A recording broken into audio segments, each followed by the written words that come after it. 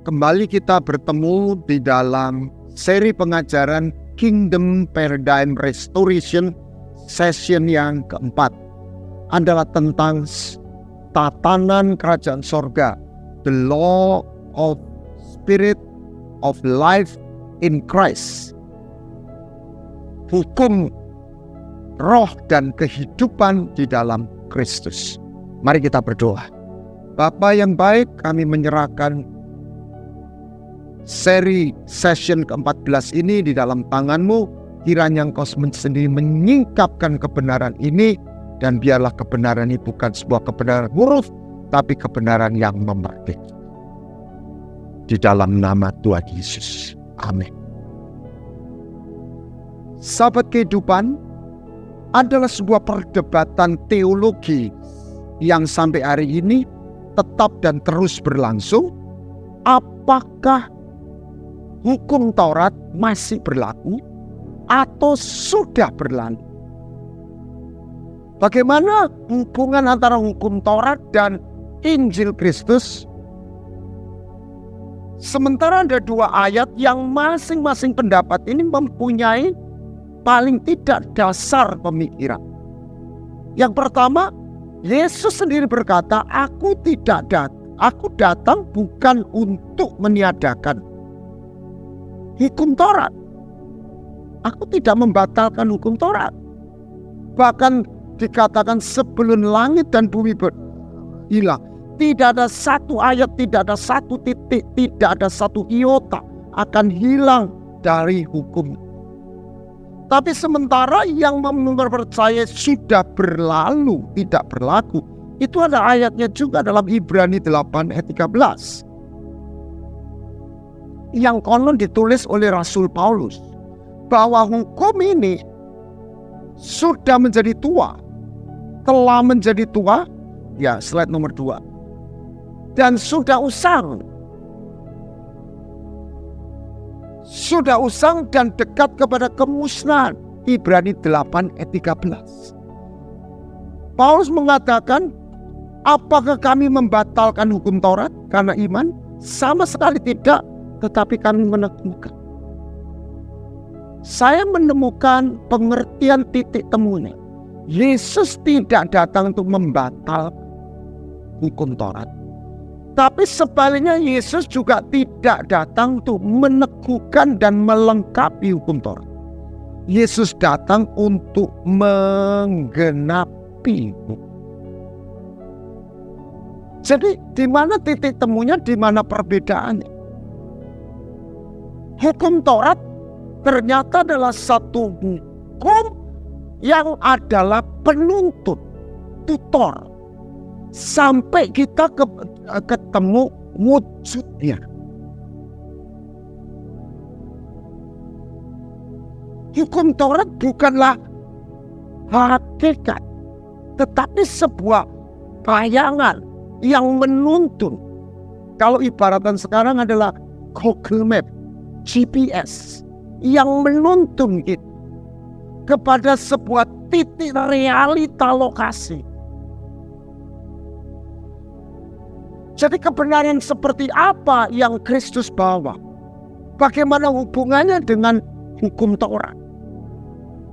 Kalau itu ditiadakan, mengapa Alkitab kita masih dicantumkan, dimasukkan dalam perjanjian, kitab perjanjian lama, masuk di dalam Alkitab? Secara logika, kalau itu dimasukkan, mestinya itu bukan untuk ditiadakan. Tapi bagaimana dengan sebuah pengertian bahwa semuanya sudah digenapi oleh Kristus? Jadi kebenaran yang Tuhan bawa itu adalah sebuah kebenaran dengan sebuah paradigma baru. Dan dia tawarkan kebenaran yang adalah firman. Dan Pilatus sempat menanyakan kepada Kristus, apa itu kebenaran? Ternyata firman yang adalah kebenaran, wujud hakikatnya bukanlah sebuah peraturan, tetapi satu pribadi sang firman, yang nantinya selanjutnya dimanifestasikan oleh Roh Kudus. Jadi dalam perjanjian baru, apa yang kita temukan? Kita selalu melihat sebuah sepotong, oh Yesus datang untuk membawa kasih karunia, sehingga kita tidak perlu melakukan apa-apa. Tetapi jangan lupa Yesus juga adalah kebenaran. Bagaimana kasih karunia dan kebenaran itu menyatu. Dan itulah wujud Kristus. Jadi firman itu tidak pernah berubah. Prinsip dan hakikatnya tidak pernah berubah. Seperti yang kita pernah dan sudah belajar. Bagaimana desain pattern. Ketika Tuhan menjadikan manusia adalah imam, raja yang seorang hitam. Manusia didesain, Adam didesain, diciptakan, dijadikan untuk jadi penyembah. Untuk mengalami sebuah penyembahan dalam keintiman, dalam pengenalan. Bukan penyembahan tanpa pengenalan. Yang kedua, Adam dijadikan raja. Untuk memerintah di bumi. Dan Adam dijadikan bukan untuk jadi budak. Dan hanya melaksanakan perintahnya Tuhan. Tetapi untuk mewarisi bumi. Jadi putra yang adalah imam dan raja. Imamat yang raja. Demikian ketika Tuhan membangkitkan bangsa Israel. Ternyata untuk tujuan yang sama. Imamat yang raja. Kerajaan imam. Demikian juga ketika Kristus melahirkan gereja. Secara desain, secara hakikat, tidak dirubah. Gereja tidak dilahirkan untuk jadi salah satu agama yang baru. Gereja dilahirkan untuk jadi organisme, wadah, baik alat tempat kediaman Allah, baik secara perorangan maupun secara korporat, bangunan di mana diisi oleh batu-batu yang hidup dan untuk mempersembahkan persembahan yang spiritual. Mereka adalah para imam-imam dan raja-raja yang adalah orang-orang yang ditebus menjadi anak-anak Allah. Tidak berubah. Jadi hukum Taurat adalah bayangan. Kristus adalah wujud. Tapi prinsipnya sama. Ada sebuah gambaran. Anda lihat apa itu silinder? Ketika di dalam sebuah sudut ini dia adalah kotak. Sudut ini dia bulat. Seringkali debat teologis itu bukan benar salah.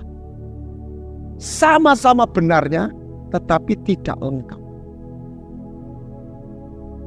Tapi sayangnya ketidaklengkapan itu bagi mereka yang mendalaminya, mereka merasa itu adalah pengertian yang lengkap.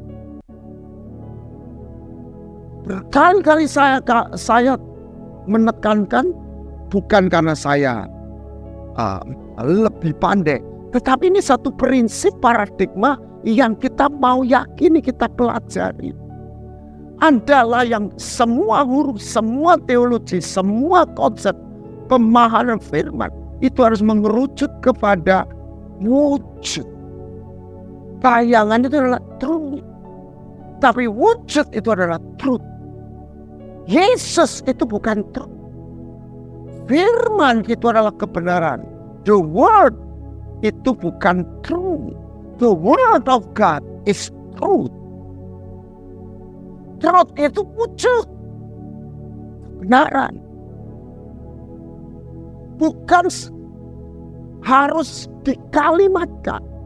Tetapi itu adalah satu perwujudan manifestasi dari pribadi Sang Firman. Jadi itu adalah bayangan. Mari kita lihat.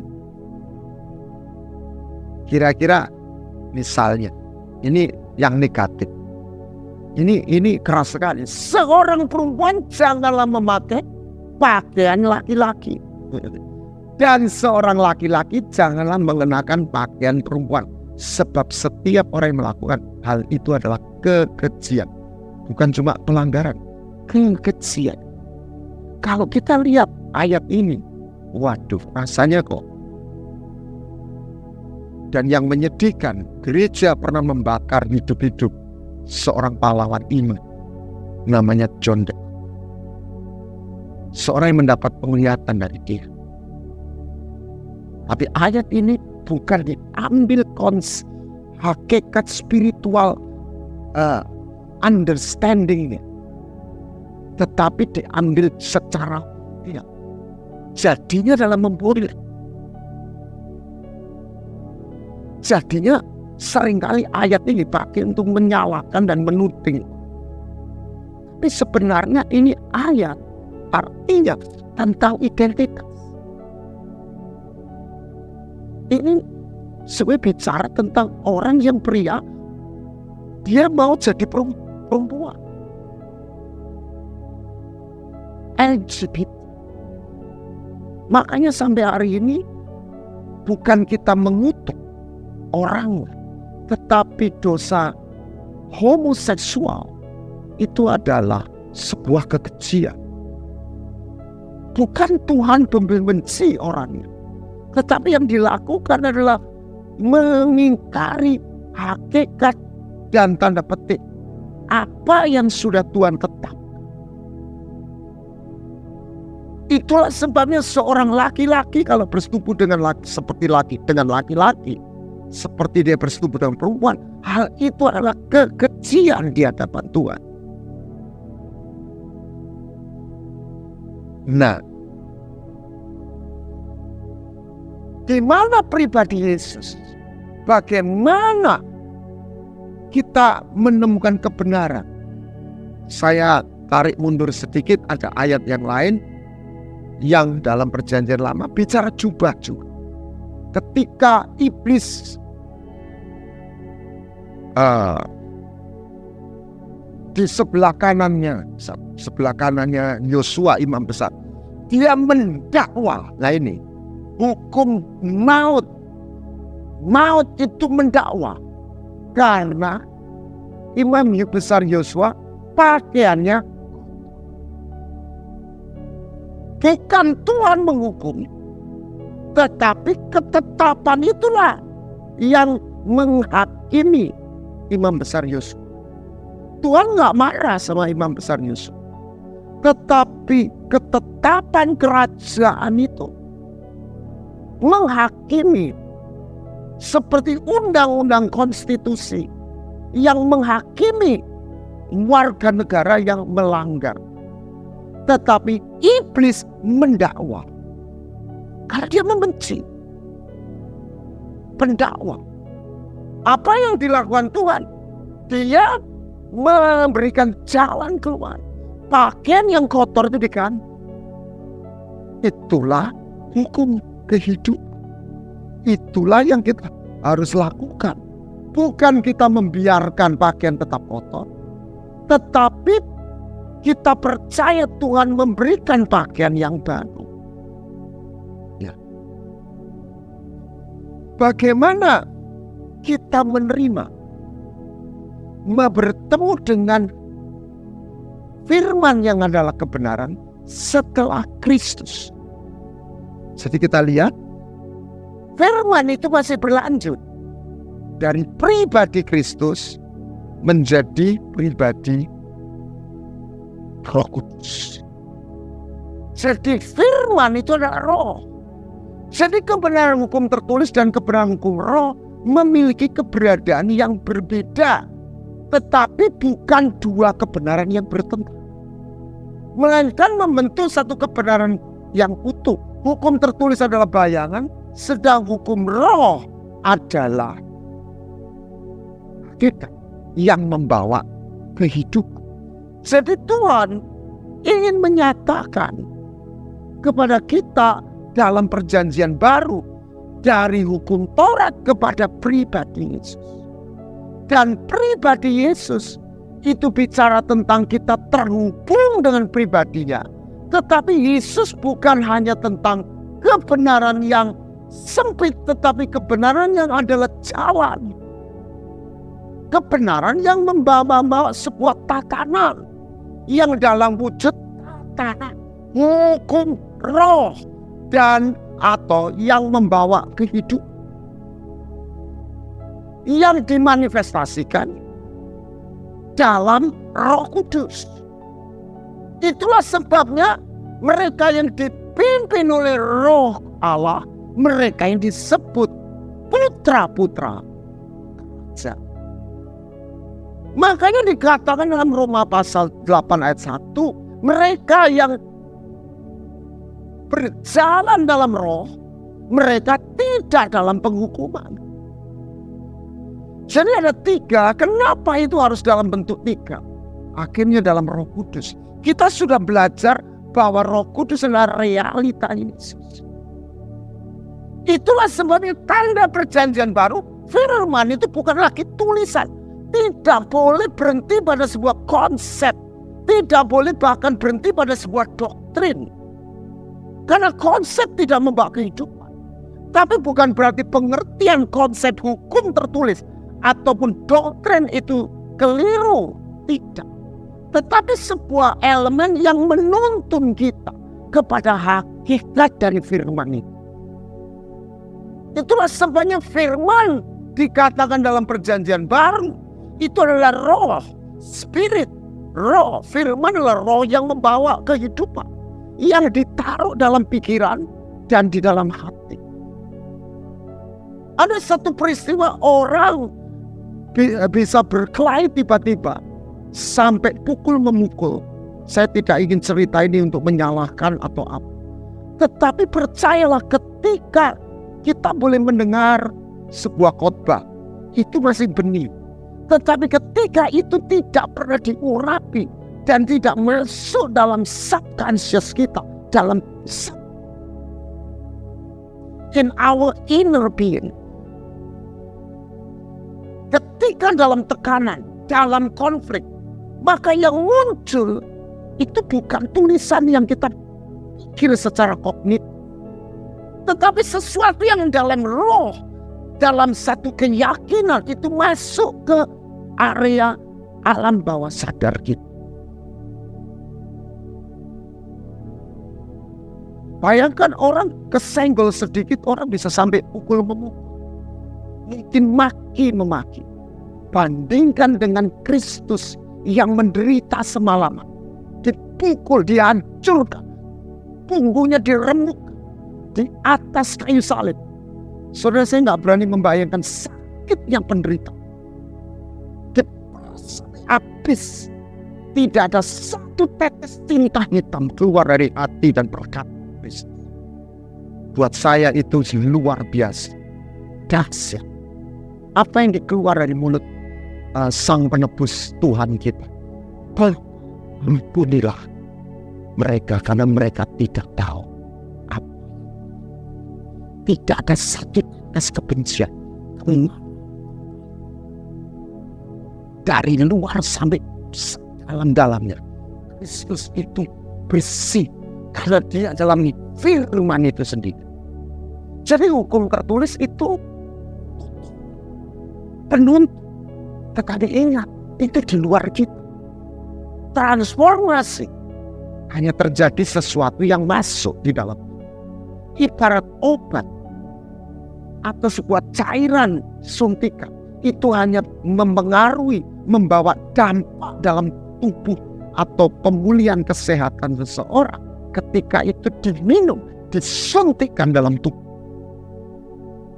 Kalau itu dibuat cerita, itu sampai dalam penjelasan semata, sehebat sebagus apapun obat itu, dia tidak memberikan.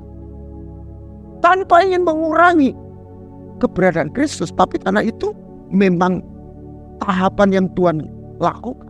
Kristus di dalam dia ada kehidupan. Allah mengaruniakan hidup yang kekal, so itu kepada kita.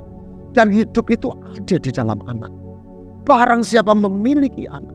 Saya tidak tahu kenapa Yohanes memakai kata memiliki, bukan kata percaya.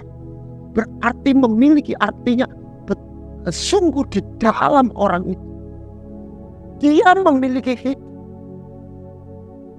3,5 tahun Kristus berjalan di muka bumi. Tetapi dia dalam tubuh jasmani. Sekalipun seluruh kepenuhan Allah.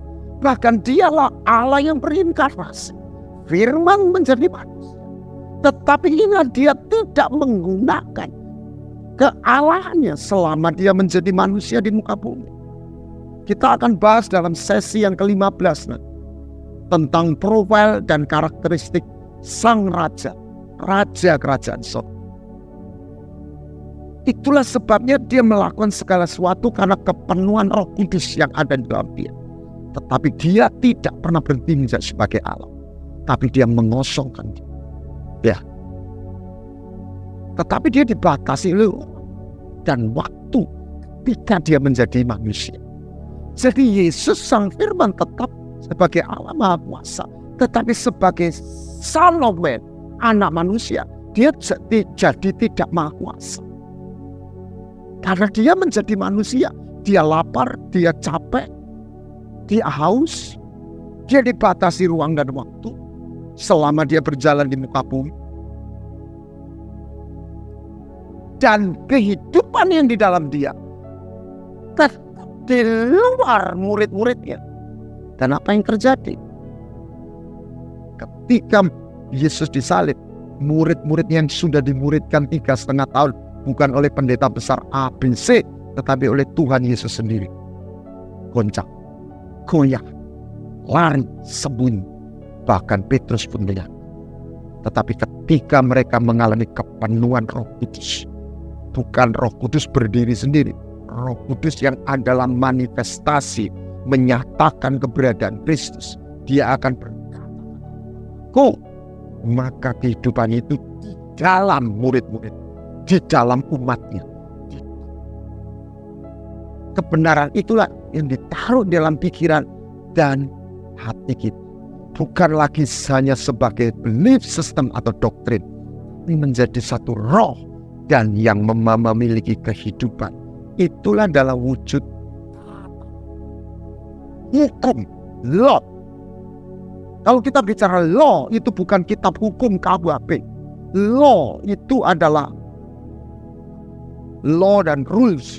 Rules itu peraturan. Law itu seperti hukum gravitasi. Sekalipun kelihatan atau tidak kelihatan, tapi eksistensinya, keberadaannya itu real dan pasti. Itulah sebuah kebenaran yang adalah wujud dari firman yang adalah kebenaran. Baik sebagai person, namun juga sebagai hukum roh yang memiliki kehidupan.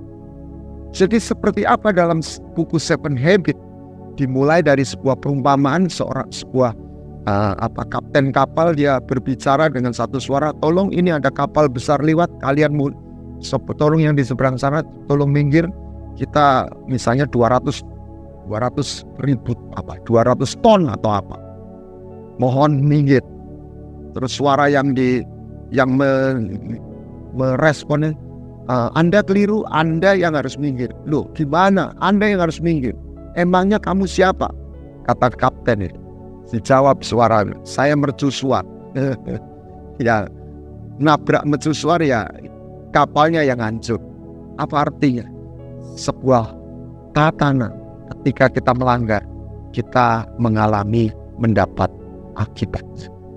Bukan karena Tuhan menghukum, tapi karena tatanan itu adalah bayangan perwujudan dari tatanan konstitusi kerajaan sorga. Ibarat hukum aerodinamik dan hukum gravitasi. Jadi siapa yang di dalam Kristus, dia yang berjalan, bergerak dalam pimpinan roh. Artinya roh yang menjadi satu ekspresi dari firman. bukan lagi hukum Taurat yang menghukum, tetapi satu wujud yang membawa kehidupan, kebenaran yang memerdekakan. Itu yang disebut law of spirit of life in Jesus. Jadi pribadi Yesus satu adalah pribadinya kita sembah, kita taati. Bagaimana perwujudan kebenaran ini? Kebenaran yang adalah sebuah jalan hidup. Kebenaran yang adalah way. Kebenaran yang adalah tatanan. Semua doktrin kebenaran itu ada akhirnya, wujudnya haruslah menjadi sebuah firman yang roh yang membawa kehidupan. Ketika pesawat ini terbang, artinya dia masuk dalam satu hukum yang lain, adalah hukum aerodinamik, membuat dia tidak jatuh. Artinya hukum gravitasi tidak berkuasa, bukan tidak ada.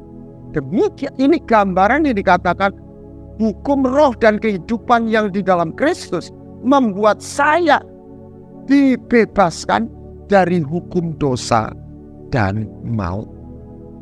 Jadi tidak ada penghukuman bagi siapa? Orang yang di dalam Kristus. Siapa? Bukan sekedar percaya Yesus. Bagaimana kalau pesawat itu berhenti? Tidak terbang. Ini nggak ngomong ada baling-baling. Ya dia jatuh. Karena hukum gravitasi itu bukan tidak ada. Hukum dosa dan maut itu bukan hilang. Tidak berkuasa.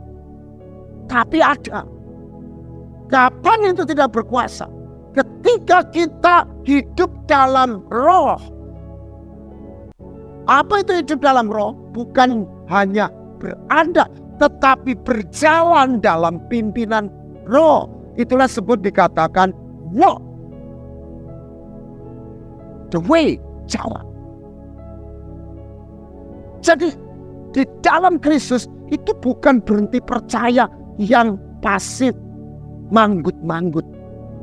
Tetapi orang yang dipenuhi, masuk dalam perjanjian, kita sudah belajar, rela menjadi miliknya dan rela berjalan, diajak berjalan, ikutlah. Harmoni dalam tatanan yang Tuhan sudah tahu, karena kebenaran buat Tuhan adalah jalan. Jadi kebenaran firman Tuhan wujudnya saya tidak meniadakan doktrin. Di dalam kingdom paradigm ini kita tidak membentur doktrin apapun. Kita tidak menyoroti konsep-konsep doktrin baptisan selam atau percik dan yang lain. Tetapi kita mau bedah sebuah hakikat. Bukan sebenarnya sifatnya doktrinal atau peraturan, melainkan sebuah tatanan, konstitusi kerajaan surga yang selaras, yang ditetapkan raja dan selaras, yang membawa kehidupan mereka yang selaras dengan ketetapan itu, tetapi sekaligus membawa kematian ketika mereka melanggar. Karena Tuhan Allah kita bukan Tuhan yang mengingkari firman-Nya. Bahkan dikatakan dia meninggikan firman-Nya melebihi namanya. Itulah sebabnya pada mulanya adalah firman, dan firman itu bersama dengan Allah. Kita nggak bisa memisahkan Allah dan firman-Nya. Allah dan firman-Nya itu satu.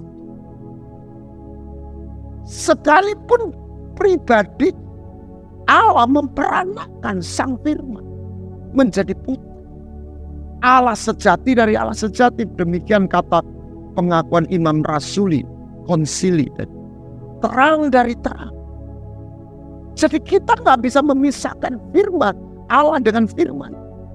Ya, dan firman itu adalah kebenaran. Wujudnya adalah anak Allah. Ya, jadi baik perjanjian baru maupun perjanjian lama tidak berubah, tetapi wujudnya dalam perjanjian lama itulah bayangan, wujudnya adalah Kristus yang ketika dia naik ke surga, dia curahkan, dia utus Roh Kudus, dan manifestasinya adalah hukum roh dan kehidupan. Itulah kebenaran.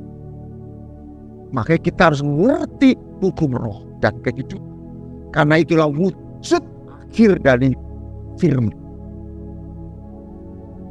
Itulah tatanan kerajaan surga. Tatanan itu pasti. Dia tidak bisa dirubah tiba-tiba. Contoh, Allah berfirman, upah dosa maut. Maut artinya nyawa. Itulah sebabnya dosa tidak bisa dibayar dengan amal. Bahkan dosa tidak bisa hanya karena orang meminta ampun. Mungkin Anda bertanya, bukankah ada firman barang siapa memohon ampun? Ya, tapi meminta ampun itu adalah sikap untuk menerima pengampunan. Tapi pengampunan hanya bisa terjadi ketika dosa itu digenapi, tuntutannya dibayar melalui cucuran darah.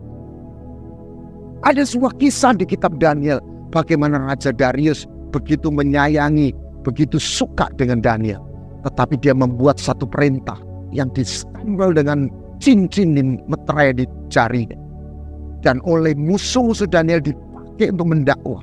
Inilah, melalui ketetapan itu, musuh-musuh itu ibarat maut, mendakwa.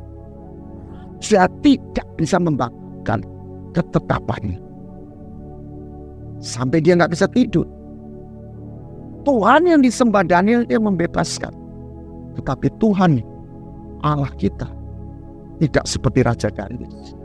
Dia juga tidak melanggar dan tidak meniadakan ketetapannya. Upah dosa mati.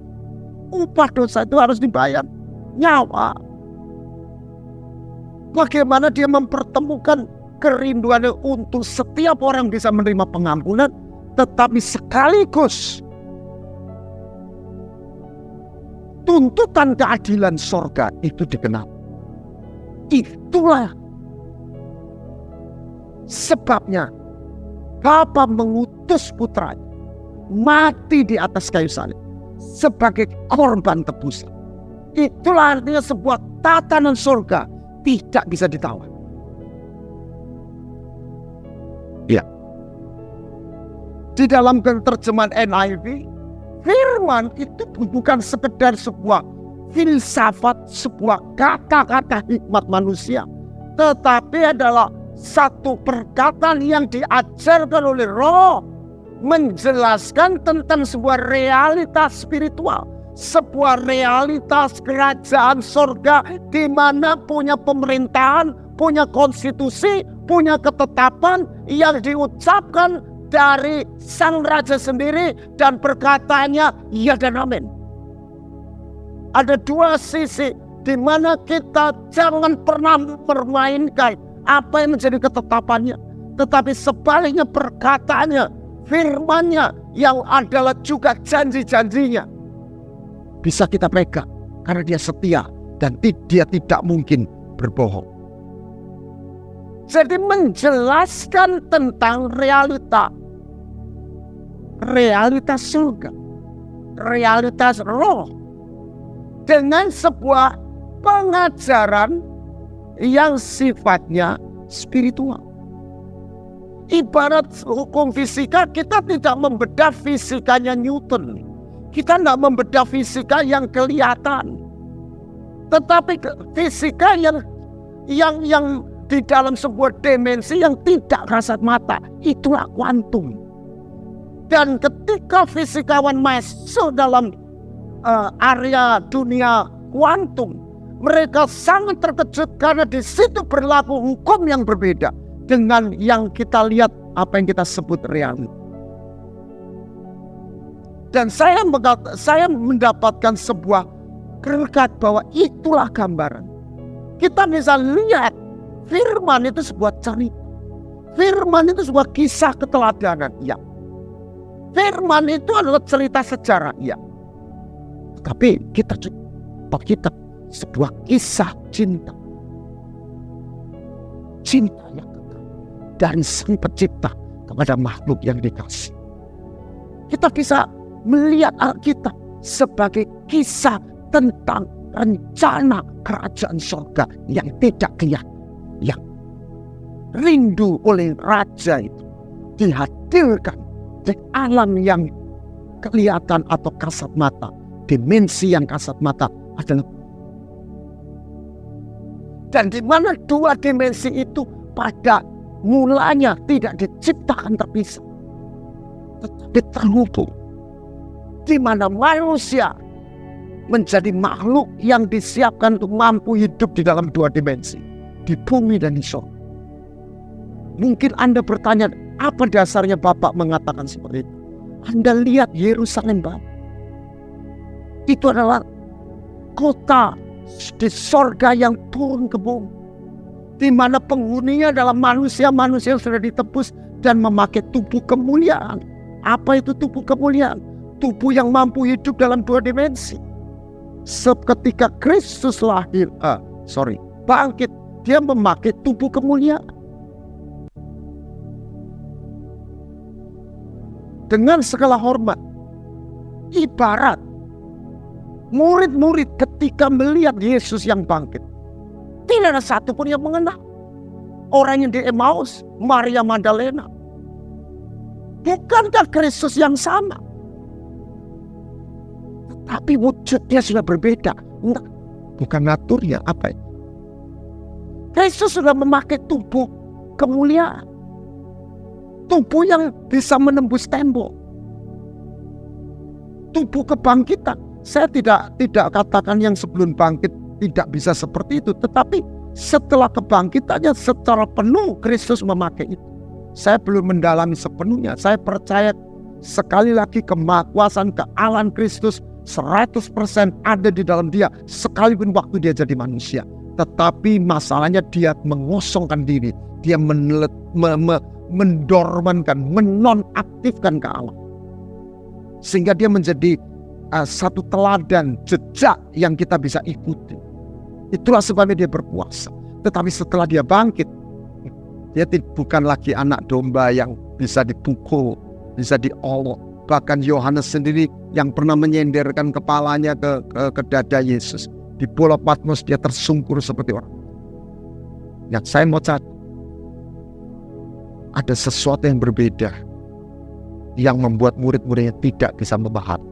Itu yang dikatakan Paulus. Kami pernah menilai Kristus secara manusia. Kita bisa lihat firman itu dalam berbagai dimensi. Dalam dimensi kalau tabernakel halaman, salah? Tidak. Tapi saya mau ajak, mari kita lihat dalam sebuah dimensi yang tidak kasat mata, spirit. Itulah yang membawa kehidupan. Itulah roh dan kehidupan yang memiliki satu energi, kuasa yang meretransformasi kita. Bukan untuk menjadi orang yang religius, tapi menjadi manusia yang spiritual. Bukan spiritualitas yang sekedar spiritualitas magic, mistis, tetapi di dalam Kristus. Kita sudah belajar bagaimana imaginal cell yang di dalam ulat. Ketika ulat itu rela nonaktif, alias dia mati, ulat jadi kepompong, maka tubuhnya menjadi media untuk imaginal cell yang tadinya tidur jadi bangkit dan terhubung, dan dia menyatakan keberadaannya. Satu makhluk yang baru keluar dari tubuh kepompong. Manusia roh itu keluar dari kemanusiaan kita yang fana sebelumnya, yang kita warisi dari Adam yang pertama. Tetapi Adam yang terakhir disebut life-giving spirit, yang memberi kehidupan. Dan dialah kebenaran yang dinyatakan dalam tatanan. Sehingga kebenaran ini bukan lagi sekedar benar salah, baik jahat, tapi kebenaran yang membawa kehidupan, yang ketika dilanggar membawa kematian. Itulah sebuah kesimpulan dari kesimpulan Kitab Ulangan 30 ayat 19. Aku memanggil sorga dan bumi sebagai saksi. Firman yang kuajarkan Musa sebenarnya adalah satu ketetapan, sesuatu yang membawa kehidupan dan kematian. Ya. Inilah kehidupan. Ada satu kata kunci yang tidak pernah diucapkan oleh diri agama manapun, nabi siapa, adalah kehidupan. Kita sudah belajar ketika manusia jatuh dalam dosa, dia tidak kehilangan agama, dia kehilangan kehidupan karena hilangnya sebuah persen. Nah, sehingga berkat dan kutuk, kehidupan dan kematian itu tidak harus kasat mata, tapi bisa dirasakan, bahkan bisa dilihat, memiliki pengaruh dalam perorangan, keluarga, komunitas, bahkan sebuah bangsa. Maka kita temukan itu wujudnya. Firman yang membawa kehidupan, hukum roh dan kehidupan, yang mematahkan hukum kutuk, hukum kematian, dan hukum dosa, yang membuat kita berhenti, memberhentikan, menonaktifkan natur dosa, sekaligus mematahkan kutuk. Hukum maut itu apa? Alkitab itu sangat jujur. Alkitab itu menuliskan kenapa ada orang baik yang mengalami hal yang buruk. Ya. Karena maut itu berkuasa. Bahkan di ayat yang lain dikatakan bahwa sebelum hukum Taurat, dosa itu tidak diperhitungkan. Saya secara logika waktu baca ayat itu, kalau dosa tidak diperhitungkan, lebih baik tidak dikasih. Untuk apa? Ternyata ketika dosa tidak diperhitungkan, tetapi ada, maut tetap punya pijak, maut berkuasa.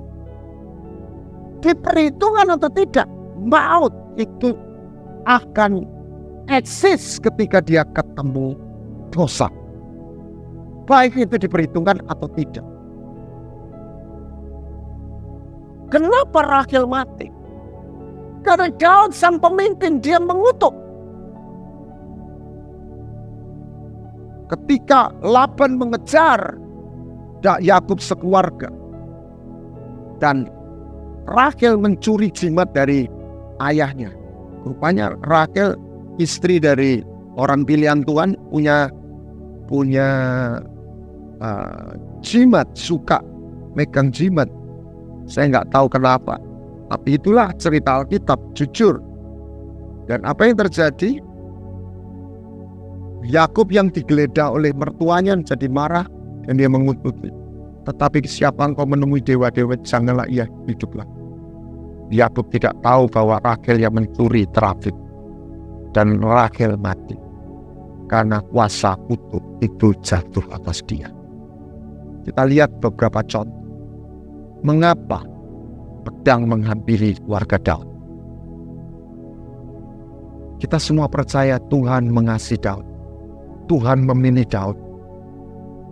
Daud adalah orang yang pilihan Tuhan. Daud adalah orang yang dikasih Tuhan. Daud adalah orang yang diurapi Tuhan. Lalu dan pembunuhan, darah itu masuk. Kenapa Tamar diperkosa? Kenapa Absalom meniduri gondeknya ayah? Berapa jumlah anak laki Daud yang mati? Kita lihat. Waktu Nabi Nathan menegur Daud. Daud adalah seorang yang memiliki pemahaman hukum Taurat. Siapa yang mengambil uang atau apa, dia harus mengganti 4 kali. Makanya dia mengatakan dia tahu, karena orang itu sudah membunuh, nyawa akan ganti nyawa. Dan Daud tidur dengan istri seseorang, dan dia tahu hukum Taurat. Dia katakan, dia tidak pikir itu dia. Demi Tuhan yang hidup, orang dia bilang harus mati, dan dia harus mengganti 4. Dan apa yang Tuhan berikan gerasi di luar KUHP, engkau tidak mati, Tapi Tuhan tidak berkata engkau nggak perlu bayar 4 kali. Dan kita lihat berapa jumlah anak yang mati dalam keluarga Daud. Yang sebabnya Nathan menjatuhkan vonis Tuhan dan tidak pernah menjauh dari rumah. Kita hidup 1 kakak dari Salomo, Bathsheba mengandung. Setelah itu mati karena kena tulah. Yang kedua, Amnon itu kakak tirinya Tamar yang memperkosa Tamar. Yang ketiga, Absalom sendiri yang berontak. Yang keempat, Adonia yang memberontak setelah pengangkatan Saul. Jadi berapa yang mati? 4 orang. Kebetulan tidak. Karena firman Tuhan berkata terkutuklah orang yang melanggar hukum Tuhan. Ya. Nanti kita akan lihat bagaimana Daud mengalami kelaparan. Apa Daud bersalah? Tidak, ini bukan soal salah, dan ada sebuah tatanan yang dilanggar. Ada sebuah pijaan hitam darah. Kenapa pedang masuk sama dalam keluarga Daud? Karena Daud melakukan pembunuhan. Di mana ada darah pembunuhan, di situ ada roh jahat menemukan pijak, menuntut. Ya, karena ia telah membunuh orang Gibeon. Dan Daud membawa sebuah langkah-langkah yang dimana dari situ kelaparan itu berhenti. Jadi itu bisa dibersihkan, diselesaikan, tetapi tidak tiba-tiba. Penyelesaiannya juga dengan sebuah tatanan surga, anugerah surga. Bagaimana sebuah cerita melanda negeri Tonga di Samudra Pasifik. Dan konon cerita itu masuk di National Geographic, diangkat menjadi satu kisah. Bagaimana negeri Tonga yang kaya dengan ikan mengalami kekeringan dan ikan nggak pernah datang. Lalu ada seorang pelihat yang mendapatkan satu wangsit atau apa.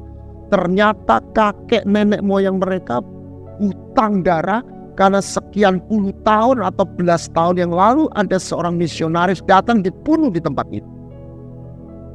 Mereka menyesal, tapi semua sudah lewat. Apa yang harus dilakukan? Baik, mereka mencari melewat internet, email, keturunan dari misionaris yang dibunuh. Akhirnya ketemu, mereka melakukan komunikasi. Mohon kesediaan keturunan dari misionaris itu datang dan diadakan rekonsiliasi. Dan itu diangkat di satu film di National Geographic. Saya dapat cerita itu waktu saya ke Australia. Apa yang terjadi ketika rakyat atau diwakili pemuka dari masyarakat itu memohon maaf atau memohon pengampunan sama Tuhan di hadapan keturunan dari misionaris yang dibunuh oleh mereka. Maka hujan pun datang, ikan pun datang. Itu dipatah. Itulah hukum hidup. Bagaimana hukum genetika? Hari ini orang menemukan yang namanya epigenetik. Epigenetik itu beda dengan DNA. Rekaman-rekaman, artinya trauma-trauma dari nenek moyang kita itu tidak serta-merta hilang. Dosa itu menurun, tetapi bukan sebuah takdir. Ketika kita di dalam Kristus, itulah sebenarnya ada hukum pentahiran. Kita sudah belajar darah Yesus bukan hanya mengampuni, darah Yesus membawa kita pada perjanjian, darah Yesus membawa kita pada pentahiran. Sehingga ada trauma-trauma, ada takdir-takdir tanda petik, ada kecenderungan yang bisa dipatahkan. Ya, jadi epigenetik itu ibarat kalau DNA itu adalah lagunya, epigenetik itu adalah aransemennya yang mainkan. Jadi nasibnya, kecenderungannya bukan hanya ditentukan DNA tetapi epigenetik. How your life could change the cell of your brain. Mempengaruhi. Ya. Lihat, ketika ada satu kesalahan dari nenek moyang, imam ini dikatakan bahwa aku akan mematahkan tangan kekuatanmu dan kaummu.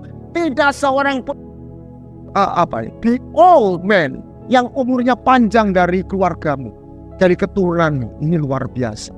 Satu dosa pelanggaran perjanjian, simbol perjanjian. Dan keturunan dari imam ini adalah menjadi imam anak Abimelek, namanya Abiatar. Luput, masih menjadi pengikut Daud, tetapi zaman Salomo dia dipecat. Dan di situ menggenapi firman Tuhan yang dikatakan Tuhan di Silo tentang keluarga ini. Kebetulan tidak, tetapi dalam Kristus, puji Tuhan, Yesus tidak hanya membayar dosa, dia membayar kutuk. Ada seorang yang mengamati dua orang benar, satunya orang fasik, namanya Jonathan Edward, seorang yang dipakai Tuhan untuk revival, tapi yang kedua adalah McJuh.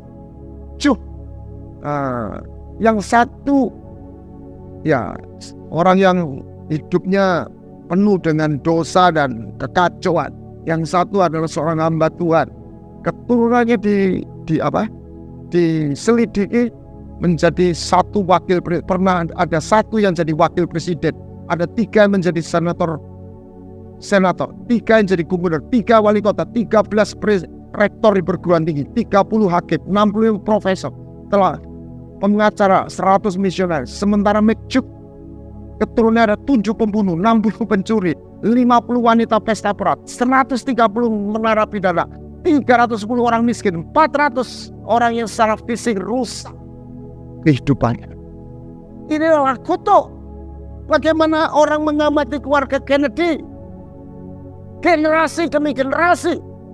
Mereka mulai dari Rosemary Kennedy, lalu saya singkatkan aja, ini ada Presiden John F. Kennedy mati.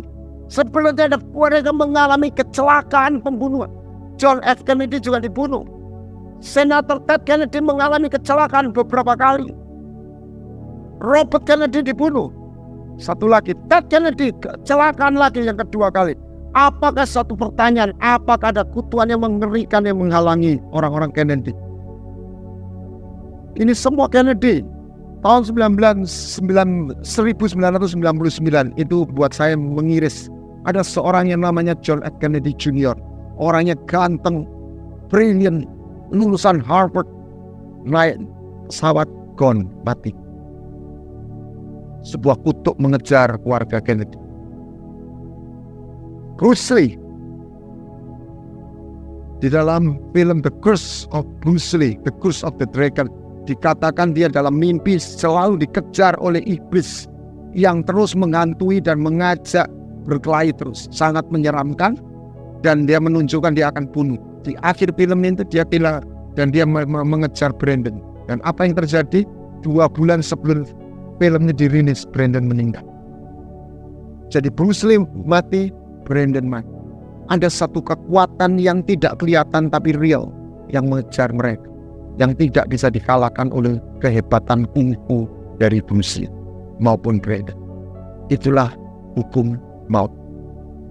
Tapi Yesus datang. Itulah sebabnya kita perlu tahu, Yesus datang bukan hanya mengalahkan dosa, bukan hanya menebus dosa, tetapi juga mengalahkan maut. Saudara yang hidup dan dibayang-bayang, ada sebuah berita Kerajaan Sorga yang memiliki kuasa untuk mematahkan, membebaskan orang yang di dalam. Sebab Kristus menebus kita dari kutuk, baik maut maupun mereka yang pernah melawan orang tua. Saya tidak bisa bayangkan seorang laki-laki baru ini di mana saya lupa membunuh ibunya sendiri. Saya nggak bisa bayangkan kalau dia nggak bertobat, nggak datang, dia akan hidup dalam satu kutuk. Nah, saya mau bicara tentang hukum kehidupan. Kuasa berkat juga menurun melalui sebuah perjanjian. Apa bedanya Ismail dan Ishak? Ismail aku berkati, tapi Ishak janjianku ada di dalam. Apa yang tidak diberikan Ismail adalah perjanjian. Perjanjian adalah kuasa untuk Ya ulama, kutuk air.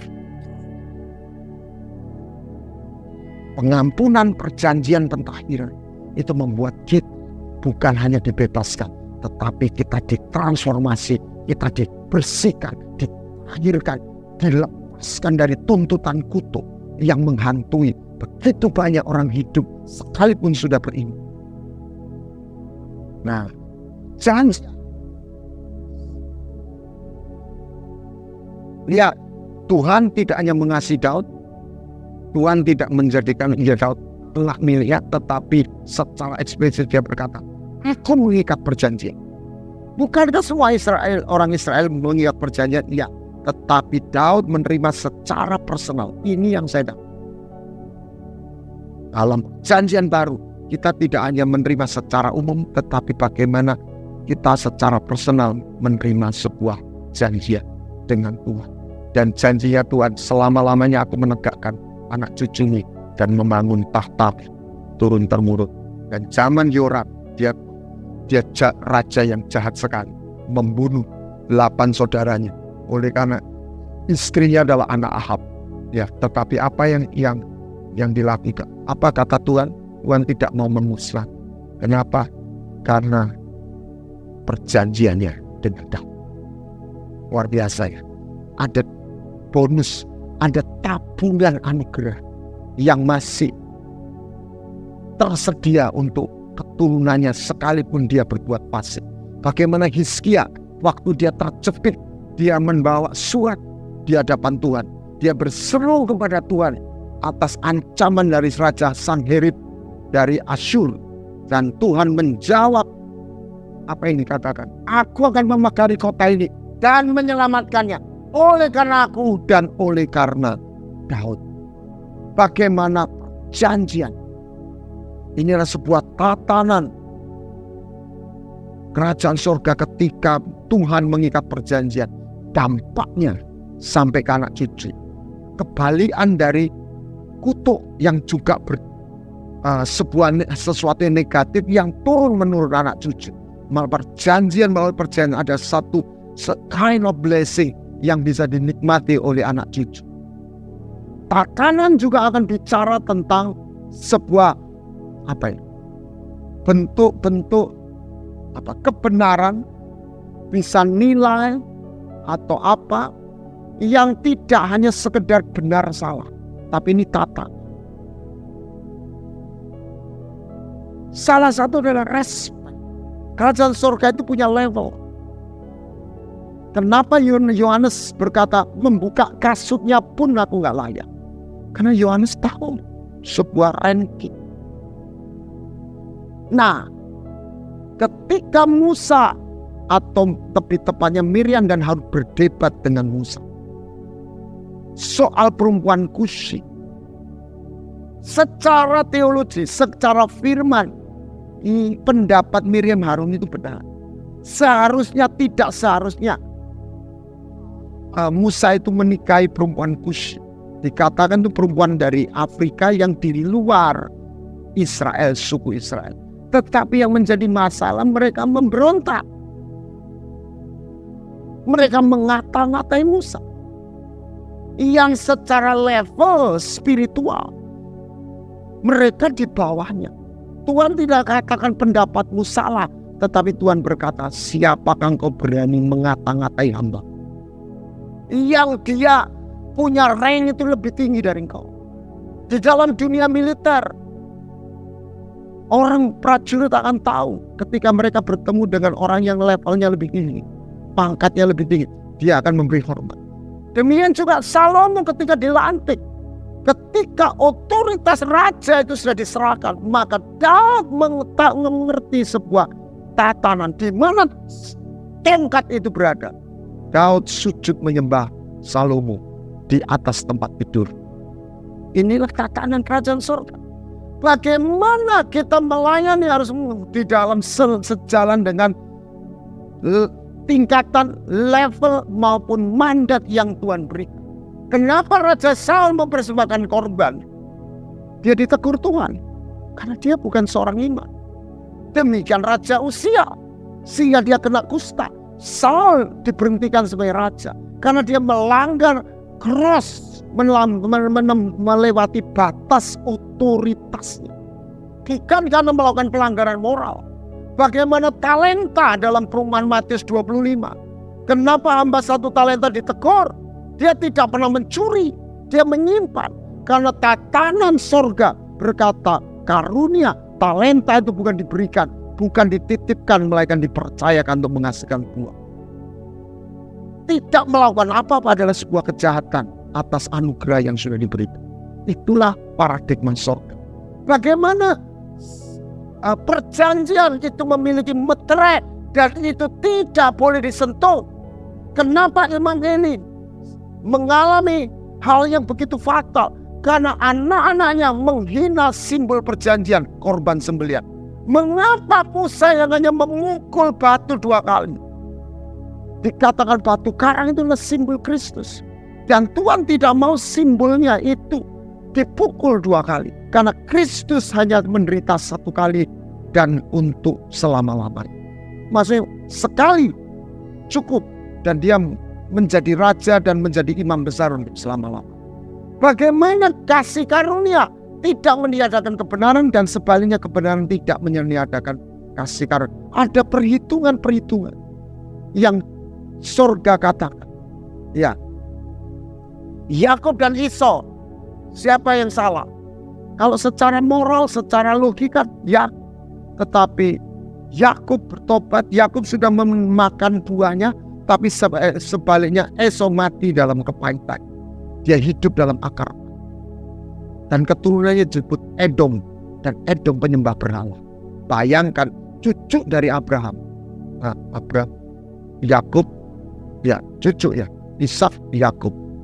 Yakub cicit ya, cicit dari Abraham. Bukan menyembah Yahweh Elohim, tapi menyembah ilah-ilahnya. Kenapa? Karena hidup dalam kemarahan, kebencian. Itu membawa kehadiran maut. Ya. Bagaimana seorang yang menekan ini? Kalau kamu meminjamkan orang miskin, jangan kau jadi penagih utang. Orang yang berutang tentu saja yang salah. Tetapi Tuhan berkata, aku di pihaknya. Aku mendengar ketika ia berseru-seru kepada dia. Inilah ketetapan sorga. Ya, kebenaran itu seperti yang tadi saya bagikan di pikiran dan di hati adalah nilai kebenaran batiniah. Jadi tatanan itu kita sadar dan itu menjadi firman ini di dalam roh batin kita. Ya, ingat, lihat, kita adalah batiniah. Khotbah di bukit adalah dimulai you are, not you do. Because you are, we do. Ya, ini kita sudah bahas hati dan pikiran. Ya, jadi pikiran dan hati adalah 2 media pijakan firman yang adalah roh dari kehidupan. Diproses menjadi realita dalam tubuh dan perilaku kita. Pikiran adalah tempat mendownload kebenaran realita kerajaan sorga. Hati adalah seperti rahim yang menyimpan seni benih dan itu dilepaskan dalam perkataan. Makanya dikatakan seperti dia berpikir dalam hatinya. Hati, kata hati ada kata nepes, mulut. Makanya sebenarnya dalam pengertian Ibrani, percaya dan mengaku dengan mulut itu 2 hal yang jadi satu. Itulah sebabnya barang siapa percaya dalam hati dan mengaku dengan mulut bahwa Yesus adalah menjadi nilai keadilan, kesetiaan dan belas kasihan. Nilai-nilai yang terakhir, kebenaran ini kerajaan sorga adalah bicara perjalanan. Dan dalam perjalanan kita diajar untuk mengerti namanya oikos, tempat dan jalur yang Tuhan berikan. Karena setiap orang, setiap makhluk punya habitat. Ya, Tuhan menentukan musim dan batas-batas kediaman. Makanya pelayanan Paulus juga pelayanan yang dalam sphere yang dipatok oleh Tuhan. Ya. Kenapa Yonatan mati? Karena he is the right man on the wrong place. Karena dia orang baik. Makanya umatku binasa karena tidak tahu bukan hanya karena dia jahat. Ya. Menyedihkan, sekalipun dia membela Daud, hatinya benar, tetapi dia tinggal di tempat yang salah. Dia berperang di sebuah peperangan yang tidak disertai Tuhan, di bawah kepemimpinan orang yang dimurkai Tuhan, dan dia mati bersama ayah. Seed, soil, season. Kebenaran dalam kita diajak jalan, kita harus mengenal tempat, lingkungan, jalur panggilan, maupun juga musim kehidupan. Untuk segala sesuatu ada musimnya. Orang bijak adalah orang yang mengerti tentang waktu. Kairos bukan kronos. Karena kerajaan surga punya waktunya. Beberapa kali Tuhan ada sebutan waktunya belum tiba, waktunya sudah dekat, waktuku belum sampai. Itu tidak bicara kronos, tetapi bicara kairos. Daud berkenan karena dia melayani Tuhan menurut zamannya. Kita harus menemukan bukan hanya berbuat baik, tapi sebuah pelayanan yang selaras dengan zaman di mana kita hidup. Satu pelayanan perjanjian baru yang mampu menjawab generasi muda, melepaskan mereka dari pandemi dosa. Bukan hanya bersukacita, bukan hanya kelihatannya ramai dan bagus, tetapi memiliki satu kuasa kebenaran yang memampukan mereka untuk hidup dalam kebenaran, dalam arti yang sesungguhnya. Bukan hanya sekedar bersifat religius. Bagaimana Tuhan mau kita belajar dari semut? Kenapa? Karena dia nggak tahu apa yang dia perbuat pada musim panas, sehingga dia memiliki persediaan makanan. Kumpulkan satu firman dan kedewasaan rohani. Karena ketika zaman ini goncangan itu tiba, mereka yang tidak punya persediaan roti yang cukup, minyak yang cukup, dia akan goncang. Kenapa semut ini bertahan? Karena dia punya persediaan makanan. Firman, satu level kebenaran, satu kekuatan kebenaran yang cukup menghadapi masa krisis, masa yang berbahaya. Ya. Seed, soil, season. Saya berharap dari sini kita mendapat satu gambar. Perjanjian baru bukan lagi sebuah peraturan, tetapi bukan berarti tidak ada aturan, tapi peraturannya, formatnya bukan lagi peraturan yang menghukum, tapi sebuah tatanan yang membawa kehidupan, tetapi juga akan membawa kematian ketika orang melanggarnya tanpa pertobatan. Mereka akan mampu melepaskan diri, dibebaskan dari kuasa dosa dan maut. Bukan hanya sekedar jadi orang baik, tapi mereka dibebaskan dari trauma-trauma masa lalu. Mereka melihat kebenaran bukan sebagai satu sistem kepercayaan semata, tapi nilai prinsip, satu the way of life yang membuat mereka kebenaran itu tersimpan di dalam hati dan pikiran mereka. Mereka juga akan melihat satu kuasa berkat yang mereka terima melalui perjanjian. Bukan sekedar percaya Yesus, tetapi mereka bersedia menjadi milik kepunyaan. Dipotong beret, mereka menerima sunat sebagai tanda penyerahan diri. Tuhan sudah menyerahkan tubuh dan hidup melalui darahnya. Mereka juga bersedia mempersembahkan tubuhnya sebagai persembahan yang hidup, menjadi penyembah, menjadi milik Tuhan dalam ikatan perjanjian yang membawa dampak bukan hanya dalam hidupnya tetapi pada keturunan.